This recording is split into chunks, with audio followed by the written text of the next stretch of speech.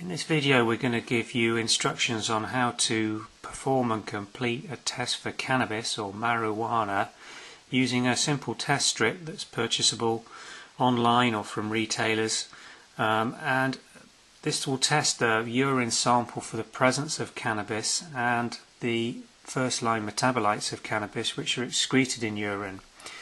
Now, the first question and common question we are asked is, how long after cannabis use will it still be detectable in urine?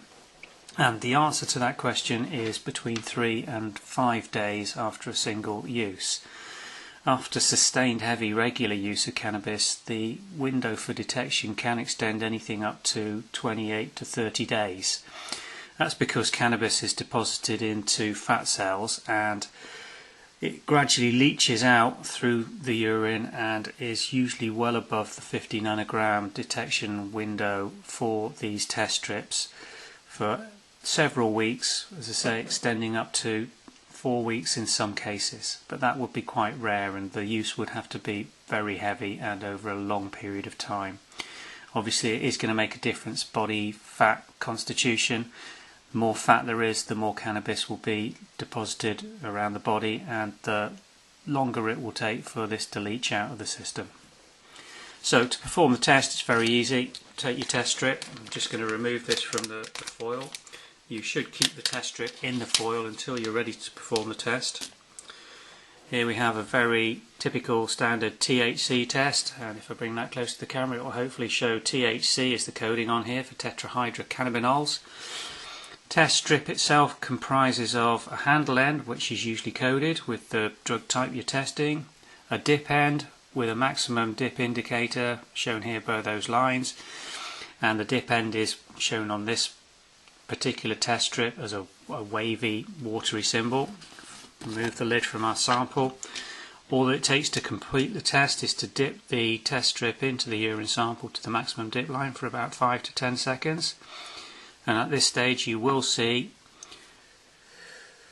the dye starting to show and darker discoloration in the test area of the test strip, which is the narrow central section between the absorbent layer and the handle end.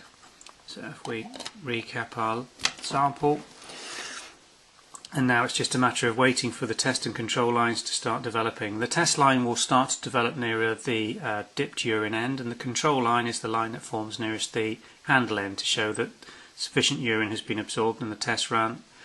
And you'll see developing quite clearly on this test result, you have a control line shown here and a test line which is developing nicely below it towards the urine dipped end of the test strip. Now, in negative tests you can interpret those results as soon as the two lines form and are clearly visible to you.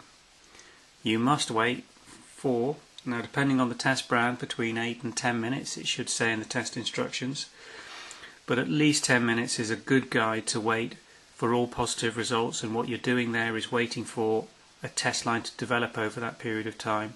If at 10 minutes you've got a control line but you've got no test line showing, that is a positive result. It means the test has detected cannabinoids in the sample that the test has been added to above the cutoff level for that test brand. And the internationally agreed urine test parameters for cannabis are 50 nanograms in urine. Now that's an internationally agreed standard, so all tests dipped into urine should test to that level.